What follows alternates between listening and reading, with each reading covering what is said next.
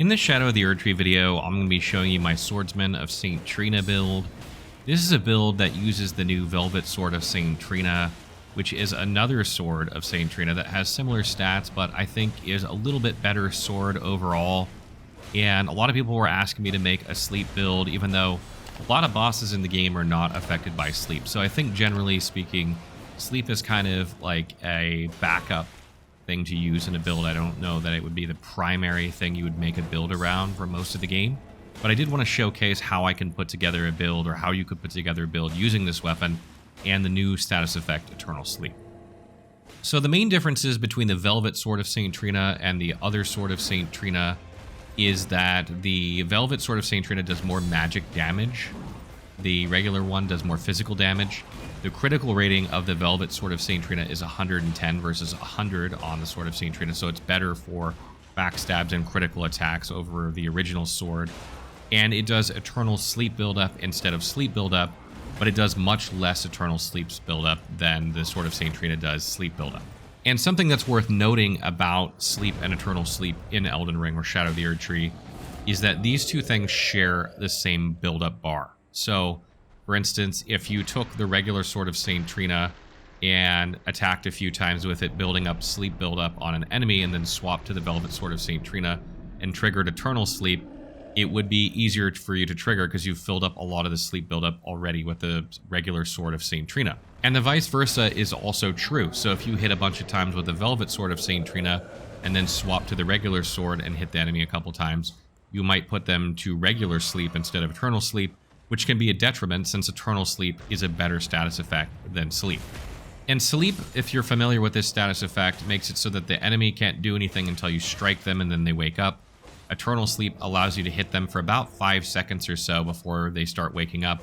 And it seems like in my testing that if you continue to strike with the Velvet Sword of St. Trina while they're asleep, they might be building up Eternal Sleep on them again so that they just keep staying asleep. If you attack them with different weapons that don't have Eternal Sleep on them, it seems to wake them up. But as long as you keep attacking with the Velvet Sword of St. Trina, a lot of enemies that can go to sleep will seemingly stay asleep. Now, not all enemies are affected by Sleep and Eternal Sleep this way. A lot of enemies, like the Black Knights or some bosses that can be affected by Sleep, simply shake off the Sleep status effect when it triggers, giving you a couple seconds to attack them or maybe backstab them depending on what boss they are, but then they continue to attack you. But the main difference in my testing between Eternal Sleep and Sleep, when you even have, or you're facing enemies or bosses that still shake off that Sleep or Eternal Sleep, is that enemies that have the Sleep status effect on them or the Eternal Sleep status effect on them will finish their attack chain before, or their animation or whatever they're doing, before the Sleep or Eternal Sleep will take effect. So, for instance, if you're fighting like a Black Knight that's got a Twin Blade and he's mid-combo when you trigger Eternal Sleep on him, he'll finish that combo before shaking off the Sleep. Or if you put Sleep on him, he'll finish that combo before shaking off the Sleep. But the thing is, if you have regular Sleep and you keep hitting him before he can finish that animation, then he won't have Sleep on him when his animation is finished because you hit him, effectively removing the Sleep. Whereas Eternal Sleep, he'll finish that animation and then he'll still shake it off even if you hit him repeatedly in the middle of that combo that he's still doing. So that works really well with the build that I've put together here. And the reason for that is that we've leaned into the critical rating of the Velvet Sword of St. Trina to do block counters and critical attacks, take advantage of that higher critical rating. And what can happen sometimes is you can block, counter an enemy or a boss and then go in for a stance break, and they already have the Sleep status effect on them. But because they haven't been able to do the animation of this Sleep thing, it's still on them when they get up off the ground from your critical attack, and now they're trying to shake it off after they get off the ground, giving you a couple more seconds to do a heavy attack or a backstab depending on the boss, or even just hit a couple of times. Whereas if you're using the regular Sleep, when you go in for that critical attack, you'll remove the Sleep status from them. When they get off the ground, they'll start attacking you immediately again. So the Eternal Sleep works out better even on bosses and enemies that shake it off. And of course, enemies that don't shake it off are absolutely destroyed by this weapon. Like, there's a lot of bosses, like, not a lot of bosses, but there are some bosses like the bears or some enemies like the lobster enemies that just go to sleep, or the trolls that just go to sleep when you're using this weapon and they never get up, and they're really easy to defeat. Now, the major problem with sleep is that a lot of bosses are immune to it and a lot of enemies are immune to it. So what I've done here, instead of using this weapon all the time, although you could still use this weapon all the time, is I've also added a Lordsworn straight sword that's cold infused with the square off Ash of War. So I basically have both of these equipped in my right hand, and then I have my tower shield in my left hand, whichever tower shield you want, doesn't really matter. Tower shields are really good for guard counters, or great shields in general are good for guard counters, so you can use something, doesn't have to be a tower shield. But the cold infusion of the Lordsworn straight sword has very similar scaling to the Velvet Sword of St. Trina, so you're still going to have pretty optimal damage with it when you swap back and forth between these weapons. So when I'm going out on the landscape, I'm fighting enemies, I'm using the cold infusion on that Lordsworn straight sword, because most enemies aren't going to trigger sleep before they die. So there's no real reason to use sleep on regular enemies. You kind of have to know the enemies that are weak to sleep in order to play a sleep build in this game.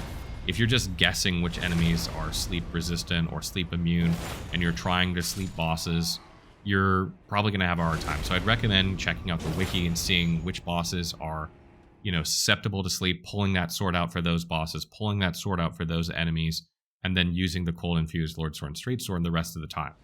And by having square off on that weapon as well, kind of plays into the block counter theme, doing a lot of stance damage, being able to attack when the enemy is kind of asleep or half asleep.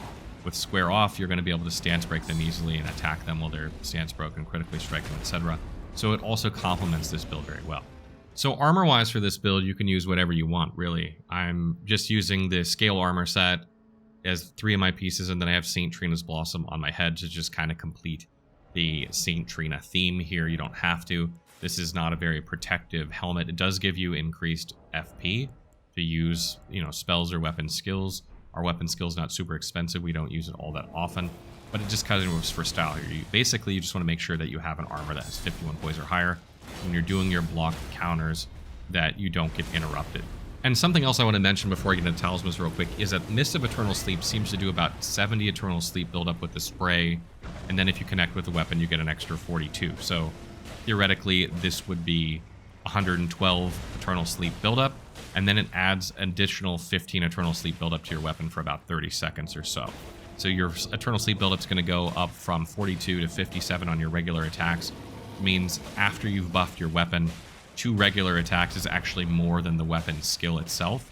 So you really don't need to use the weapon's skill again while your weapon is buffed, because 2 R1s is going to give you the same amount of sleep buildup. It's easier to pull off and will give you more damage. You might see in my footage that I'm using this when I really shouldn't, and that's because I was kind of experimenting and learning this as I was playing this build. But essentially, what I'm trying to say is never use the weapon skill if your weapon is already buffed, and always rebuff your weapon as soon as you can, because that will really help you trigger Eternal Sleep buildup on enemies that can be slept. So for talismans for this build, I have the 2-headed turtle talisman. We're playing a block counter build, and we do attack a lot with this build. So you really can't have too much stamina or stamina recovery, because when bosses are super aggressive attacking into your shield constantly, you're going to need stamina to walk and attack with and block counter with. So getting that stamina to continue to recover quickly is important. And then I have Blade of Mercy here. This is going to increase your damage for a good amount of time after you do a critical strike on an enemy. So if you backstab them, or you stance break them, or parry them, and then you go in for that critical strike, you're going to boost your damage. And since we're going for block counters and stance breaks on bosses, regardless of which sword we're using, this works out really well no matter which sword you want to play around with. I also have the Dagger Talisman here. The Dagger Talisman is really good for adding critical damage. So if you stance break an enemy, you can get more damage off of it. Again, because both of these weapons can stance break rather easily, because we're going for block counters, and square off is really good. That works really well here. Alternatively, you could use the Curved Sword Talisman for more block counter damage itself. Both of these are viable options.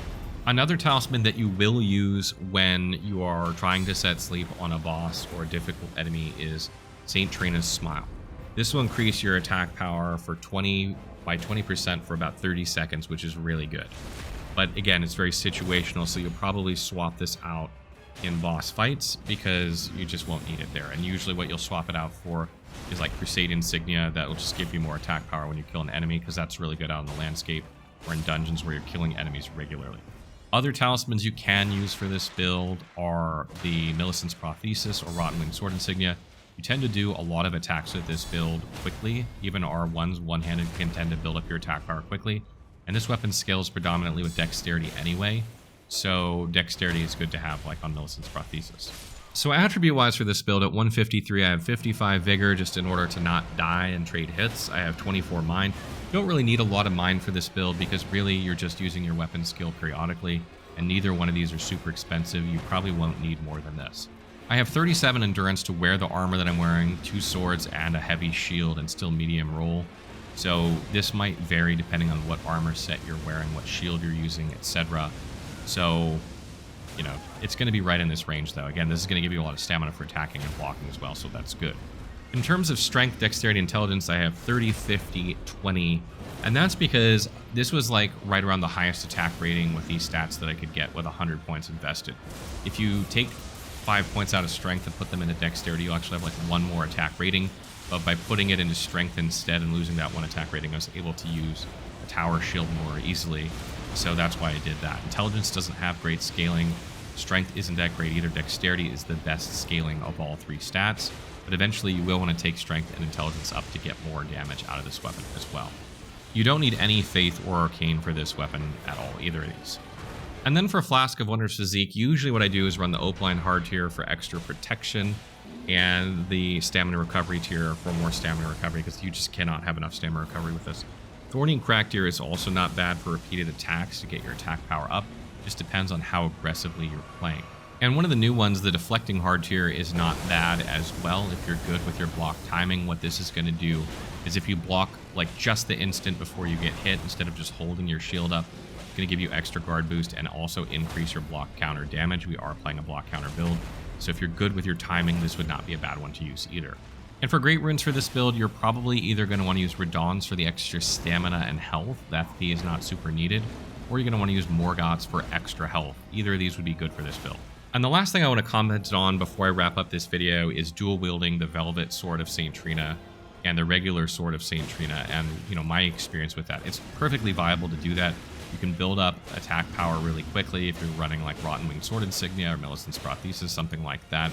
Works out really well. But what I found is that because Sleep and Eternal Sleep share a same bar, sometimes you'll want to, you know, you're always trying to trigger Eternal Sleep because it's just better than Sleep. But sometimes you'll trigger regular Sleep because the left-hand sword gets the last hit, or the right-hand sword gets the last hit, and that's where you put it, etc. So sometimes you'll have a negative effect in terms of Sleep that you can't control because you're just attacking as quickly as you can, trying to build up Sleep and Eternal Sleep as quickly as you can, and you might trigger Sleep instead of Eternal Sleep and then kind of waste it on an enemy. So I didn't go that way, and that's predominantly why, because I couldn't consistently trigger Eternal Sleep, and I was triggering regular Sleep more often than I wanted to. Additionally, I really wanted to take advantage of the critical rating of the Velvet Sword of St. Trina, the 110. Not a lot of straight swords have that critical rating, which leads itself really well to a block counter build or some sort of build that focuses on stance breaks. And if you're attacking dual wield, you're not really doing a lot of stance damage compared to block counters and heavy attacks. So it just didn't make a lot of sense to do it. And also, I played around a little bit with dual wielding the Velvet Sword of St. Trina and Lord Sword Straight Sword with Cold Infusion, kind of doing the best of both worlds. And what I found was that I just didn't apply Sleep hardly as often, and I didn't apply Frostbite often enough. So it works out from damaging perspective, but it doesn't really work out from either status effect. So it just, in my opinion, was better to just cycle back and forth between either of these depending on whether the enemy was sleep immune or sleep resistant, etc.